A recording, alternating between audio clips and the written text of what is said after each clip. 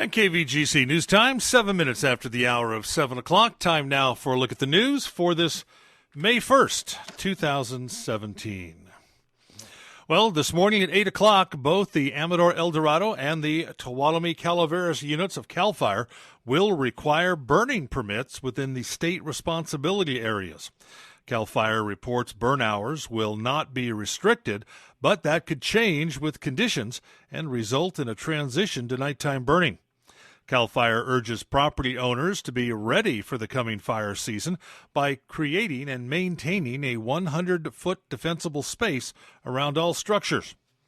Also, as a reminder, a burn pile must be limited to a maximum of 4 feet by 4 feet and cleared down to bare soil 10 feet from the outer edge of the burn pile.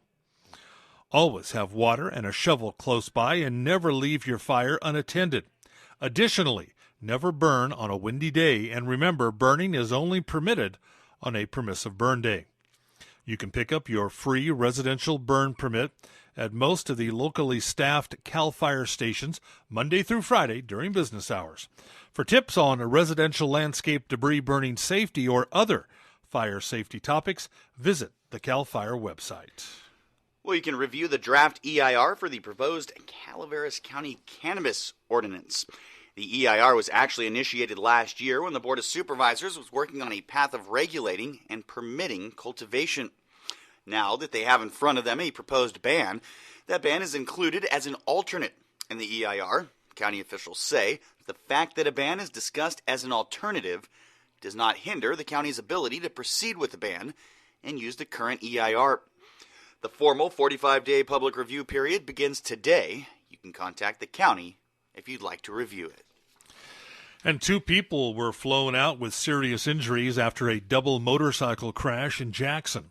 According to reports, the crash happened at about 2 p.m. on Friday on Highway 88 at Court Street. Initial reports are that a truck came up on a car trying to turn left onto Court Street, moved to the right, then collided with the motorcycles that were coming out of a parking lot. The motorcycles and riders went off the road and into a ditch. They were pulled out of the ditch and were taken to the helicopter to be flown out for treatment of their injuries. Updates on this accident are expected later today. And Melody Crowell has pled guilty in the killing of her son Rocky Scarfo back in 2015. Crowell pled guilty to 1 count of felony involuntary manslaughter and a misdemeanor for obstructing law enforcement. She'll be sentenced next month to 3 years in custody plus 180 days for the misdemeanor. She's already served 1,249 days, so she'll be in custody only about a month after her sentencing.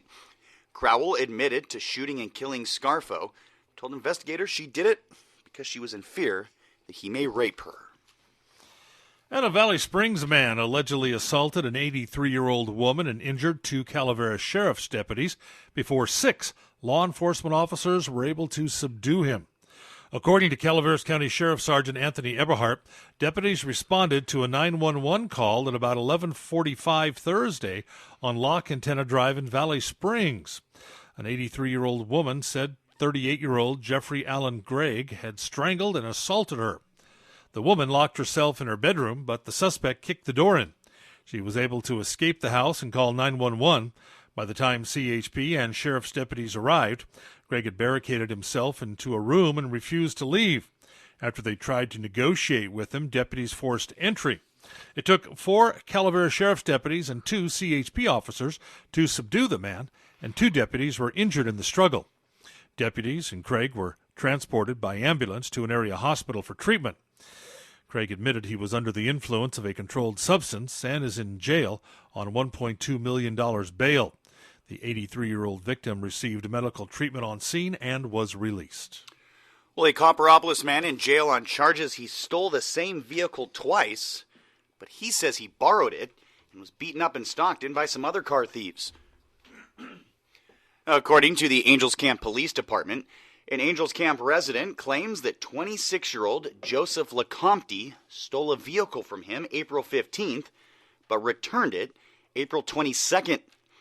The victim says he was afraid LeCompte would hurt him if he reported it stolen, so he didn't. Then, the victim says LeCompte stole the vehicle again at about 1 a.m. April 24th. threatening violence if the victim did not let him have the vehicle. Now, 2 days later, the victim heard from a mutual friend that the same vehicle was stolen in Stockton. The victim identified Lecomte in a photo lineup. Officers found Lecomte, who said he borrowed the vehicle and was beaten up in Stockton by some people who then took the vehicle. San Joaquin Sheriff deputies found the vehicle a short time later and contacted the victim. Lecomte was booked into the Calaveras County Jail on several felonies. Carl Carlson's lawyers want to change the venue for his trial. According to reports, Carlson's attorney, Scott Gross, said he plans to file the change of venue request soon. Parties will return to court July 14th to discuss the issue. Carlson is in the Calaveras County Jail on no bail. And crews continue to make great progress cutting down burnt hazard trees in the Butte Fire area from both public right-of-ways and private properties. The total number of trees on the ground has increased to 7,510, which represents 89% of the hazard burnt trees slated for removal. 47 people from local communities are working as part of the cutting, hauling, and monitoring teams. As hazard trees are cut down, hauling crews are removing debris and logs left by cutting crews and hauling them to Wallace to be chipped and then transported to Chinese Camp to a biomass plant. Cutting crews are working on Doster, Jesus Maria, West Murray Creek, Potteroff, Cave City, Baker Riley, Warden, and Whiskey Slide from 6:30 to 6 p.m. Monday through Saturday, weather permitting. That's 6:30 a.m. to 6 p.m. Now expect delays in those areas. A schedule of where the crews will be working is posted weekly on the Calaveras Public Works and Butte Fire Recovery webpage. If you have questions or concerns, call the Hazard Tree line at 754-6767. And a popular shortcut in Jackson will be closed for most of this week. China Graveyard Road between New York Ranch Road and Jackson Gate Road will be closed to traffic today through Wednesday from 7 to 5 for tree removal. Now, it's possible that this closure could extend through the end of the day on Friday. So if you don't live or have property in the area, use another route. If you have any questions, call the City of Jackson, 223-1646. And that's a look at local news on this Gold Country Monday morning, the first day of May for 2017. From the KVGC News Center, I'm JD. And I'm Jim Geedy reporting.